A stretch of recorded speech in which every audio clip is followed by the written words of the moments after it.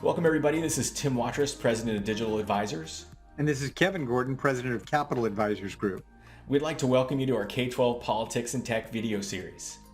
Our objective is to give you the absolute latest of what's going on in Sacramento that affects public school districts, obviously, and as well as all the technology stuff that's going on that's so vital to delivering for kids these days. And remember, if you find these videos useful, please take a moment to subscribe to the channel and share out over social media. You're our marketing team. We appreciate your support, and let's go ahead and get started. Welcome everybody, Tim Watrous, President of Digital Advisors, back with another episode of K-12 Politics and Tech. As always, Kevin Gordon, President of Capital Advisors, is here. Kevin, glad you're here this week. Great to be back. So we had a little bit of a break here while we get the budget stuff sorted out. Hey, I know that's what we all get a little breather here in the summer, including all of our leader friends who watch this. So hoping everyone's getting some good quality time with their families and recharging for the next school year. Yeah. But Kevin, I know you know the budget's finally been worked out in Sacramento. There's some tweaks that are coming. You have your budget perspective workshops next week. Can you give us a little preview of those, please? Yeah, so we start on Monday the 12th, and we'll be doing workshops all week long. And we're going to cover all the different issues. One of the things that's interesting is that the budget, or a so-called budget, was passed on time on June 15th, but it didn't really settle all the K-12 issues. So you roll forward, and now these budget workshops we're doing are literally just in time because the governor has signed now the budget Friday, and then we go to work on the budget workshops on Monday. You can't get closer to that in terms of how the mechanics of all of the programs and the investments that the state and even the pass-through from the feds will ultimately end up working. So yeah, so we're going to give a lot of good information on all of that to the folks that do attend. The other thing, Tim, that we're doing is we're going to try to trim it down a little bit so it's not, a full 2 hours, but we'll get it in, within an hour and a half. Perfect. And I just want to remind everybody, you go on there, there'll be a link to the registration underneath this video in YouTube. Also, there'll be an email that goes out with the link to the registration page, or you can go to the Capital Advisors web page and look for those budget perspective workshops and go ahead and register. This is hosted in conjunction with your county offices of ed, who are kind enough to help put this on. So it's free for anybody. Please help spread the word. And yeah, with that, Kevin, maybe talk a little bit about this. You said there was an initial agreement. There's been a trailer bill, some additional negotiating. Can you give us a little preview of what's going on this week with that trailer bill? Yeah, so as the trailer bill gets signed by the governor and is implemented now, one of the things that's going to be a big distraction from the good parts of the budget are a lot of the strings that are attached and some of the bureaucratic hurdles that school districts are going to have to deal with some of the pots of the money. And then the other part will be that there are going to be some districts that are bigger winners in overall money compared to others. But the consolation prize is that if you don't necessarily get some of those big bucks that are in a couple of the pots of money, you're not going to have the requirements that come with them. And there are a lot of requirements. But the good news that every district should really celebrate is that when you take a look at this budget, there are major investments in key areas that by themselves in any normal year would be like the crowning piece of an overall budget package. When you're spending the kind of money the governor spends, for example, on behavioral health, and that straddles both K-12 budgets as well as non-Prop 98 money, but it's a big investment, over $4 billion. That's just a giant initiative, right? When you take a look at what he did finally after years of advocacy on career tech ed, where we essentially double the investment that we're making in K-12, that's a big headline. The big investments in special ed are really significant. He pays down all of the deferral. Of course, the legislature, that was part of the negotiation that didn't appear in the May revision, but the legislature said that was a priority and they make that happen. And then, of course, there's the big COLA that we're going to get. Now, it is over 2 years, but a 5.07% COLA is a significant jump in terms of our overall COLA. But the things that are important that amongst all the great things that are in the budget is to note the things that we didn't get that we are going to continue to work on and give voice to in the coming year. One of the biggies was the fact that we thought we had a victory in the offing there given the legislature's sensitivity to the ongoing burdens of the STRS and PERS funding issue and making those systems solvents on the back of public school districts, that we need some additional relief. The budget does not end up providing any additional relief beyond the 2 years of relief that we had gotten, one for last year and a little bit of relief in the coming year. We were hoping there would be new investments in that area, and there is not. The other area was on the unemployment insurance issue, which had been raised. The legislature definitely heard us, but when it got to negotiations, it didn't end up in the final version of the budget. And the reason why some of these spending items that were going to be queued up to help us didn't stay in the budget once the governor and the legislature started negotiating was completely because they went with lower revenue figures that were what the governor wanted instead of higher revenue figures that the legislature is working with, which would have given the ability to pay for some of these extra things. Like, for example, a larger COLA, and not only a larger COLA, but spread across all programs when it comes to categoricals. The legislature's version of the budget would have had us at 4.05% for all these categorical programs, and we didn't end up getting that. So it goes back to the 1.7%, and there will be some categoricals that do not even get that. So, we'll be talking about that, all of that stuff in the budget workshop, but that's sort of the what was included and what wasn't included. So the other major issue, Tim, that's included in all the budget debate that we really were waiting for was sort of the final word on independent study as a proxy for distance learning. And that is that the governor had sort of queued this up in the May revision saying, let's do something with regard to independent study. Let's let the distance learning law that was enacted for 1 year sunset and go away, and then use independent study, but tweak it so that districts would be able to use that as the primary vehicle for providing some level of distance learning for the kids and families who feel like they need it.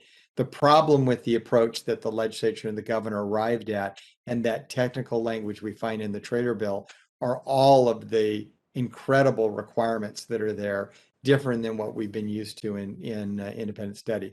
Amongst those, you look at some of these things, and it's the requirement that it all gets implemented in 21-22, where the governor's May revision language actually gave us a little bit more of some runway on the implementation of it.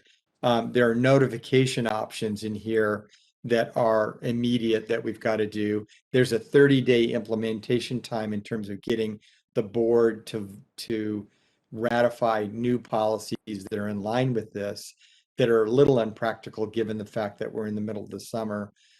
Parent conference requirements that are still a little fuzzy, but seem pretty onerous in terms of what we have to do and the speed in which we need to do it.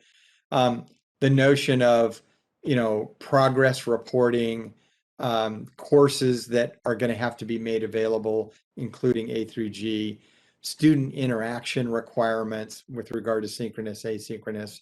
A lot of these different rules are going to create circumstances that will have districts running to the county superintendent and or the state for waivers. And we expect there to be quite an interest in waivers for some of this because of the impracticality of some of the strings that are attached here. But we got a lot more to learn about this. We're going to cover it in the budget workshops, and then districts will have to make decisions about how easy it will be for them to implement. We talked to a number of districts this last week who were anticipating a lot of the same rules that applied with regard to distance learning to be applied.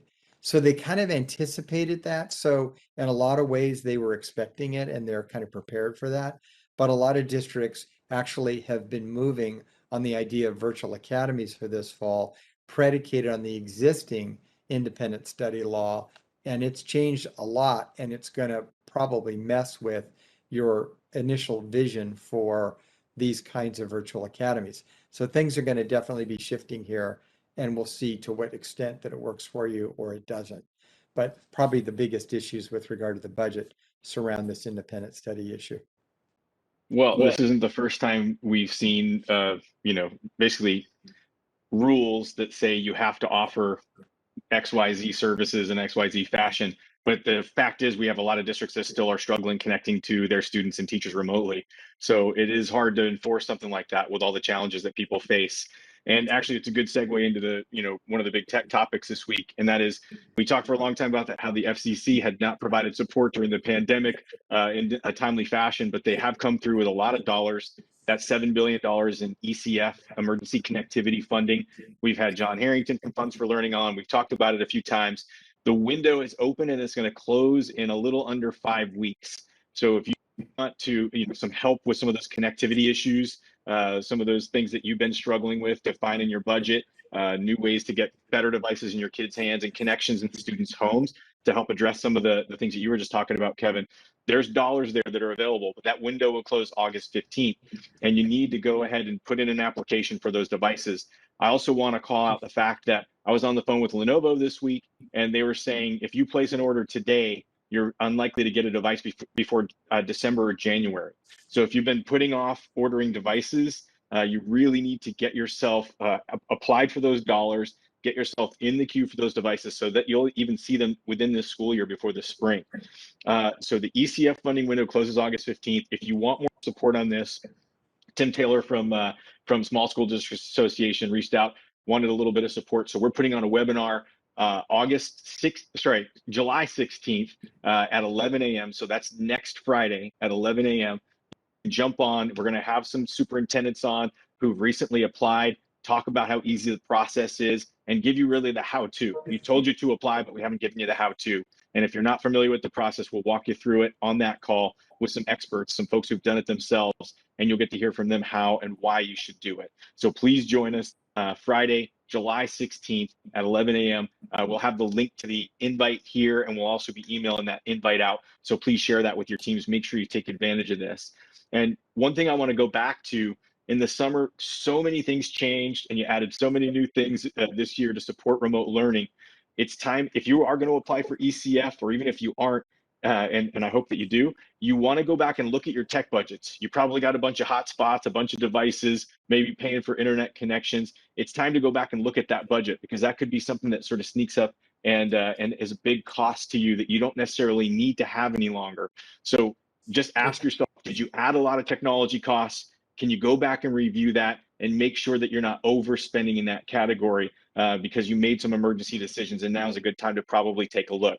So that also ties in with that ECF funding, maybe transferring some of the stuff that you're taking out of your general budget and transfer it over to ECF. And with that, Kevin, I just want to add a little bit on the CDC. Can you tell us a little bit about the update that came out this week? Yeah, and before I hit that, one of the things I wanted to make sure I reminded everybody is that while Tim Taylor and the Small School District Association had the vision to try to queue up that workshop with you, Tim, that these rules and everything apply to everybody. So just when you see SSDA's involvement in it, it's great that they took the initiative, but it's going to, the stuff that you're going to have on that broadcast is going to apply to absolutely every district if you're interested in accessing some of that money. So good call. Thanks, Kevin. Yeah, but anyway, I wanted to talk a little bit about the CDC announcement that happened on Friday. That's a really big deal. CDC clarified, and many districts in the state had been waiting sort of with bated breath about whether or not we were going to get more guidance with regard to two key issues. One is going to be masking for this fall, and the other is going to be on distance requirements. And CDC touched on both of them. So on the masking requirements, it's pretty clear that they've said, for all kids that are vaccinated, clearly the need for masks when you're outdoors is not going to be required. They see in unusual circumstances where there's particularly heavy crowding, some circumstances which they will outline, also with an assist from the governor's office and CDPH. They'll have more guidance on that. You want to take a look at that, but generally speaking, outdoors, you're not going to have a masking requirement or recommendation by CDC, which is good. Indoors, it's obviously going to be predicated on those students that have been vaccinated. Again, when we're talking about elementary school age kids who largely have not been vaccinated, you're going to probably have some masking that's going to happen indoors. For those that have been vaccinated, adults and others, there's going to be less of a masking requirement. One of the things that in a briefing that the governor's office gave to all of us on Thursday said is watch out for some recommendations that they might make relative to stigmas and other kinds of things when you have some kids wearing masks and others not. It's really going to depend on what you want to do in the district, but the key is look at the recommendations. That's what's going to drive you, and your communities are going to be looking at what you're doing predicated on CDC guidance as well as CDPH. It's in that gray area where you're allowed to make or have some discretion, honestly, that gets most districts into trouble with parents and community groups that are particularly, exercised about mask policies. But the distancing requirements were one that I've gotten a lot of questions on, because as we go back this fall, the practicality of the existing guidance was simply not going to allow the kind of flexibility you would want in a classroom to go back for in-person instruction. Now the guidance is very clear. You are going to have that flexibility. Essentially, the overriding issue is in-person instruction trumps everything else. In-person instruction will be more important than maintaining distancing amongst your kids. So they're going to relax the distancing requirement. But what they say, and the state is going to back this up as well, is that if you have distancing requirements that interfere with your ability to carry out in-person learning, the in-person learning, it takes priority. So distancing as much as possible is just one of those measures, is a good idea, but as practicable, and if it interferes with you being able to really have that full in-person experience, then you go with the in-person logistics as being more of a priority than the distancing. But all those other things that we've been doing, sanitary conditions, the hand washing, all of those kind of things are still really good practices while we've got the Delta variant spreading in a really rapid way. I was thinking that when we started seeing these numbers climbing on the Delta variant, that we weren't going to get a lot of flexibility out of CDC or CDPH. We've actually are getting that flexibility that we want, but we have to be mindful of those other conditions that are still out there that present risk. So that's the guidance that we've gotten this week, Tim, an update on that. And if we do hear anything more, we'll certainly pass it along. Well, thanks very much, Kevin. And yeah, looking forward to the budget perspective workshops next week. And please make sure you go ahead and get registered for that. Also, spread the word about our ECF funding webinar with SSDA next week. And as Kevin mentioned, that's applicable to any district because it's for any district anywhere. So thanks so much for this, Kevin, and look forward to catching you next week at the budget perspective workshops. Great. And we'll be following up with any news that we hear very shortly on this broadcast. Great. Thanks a lot.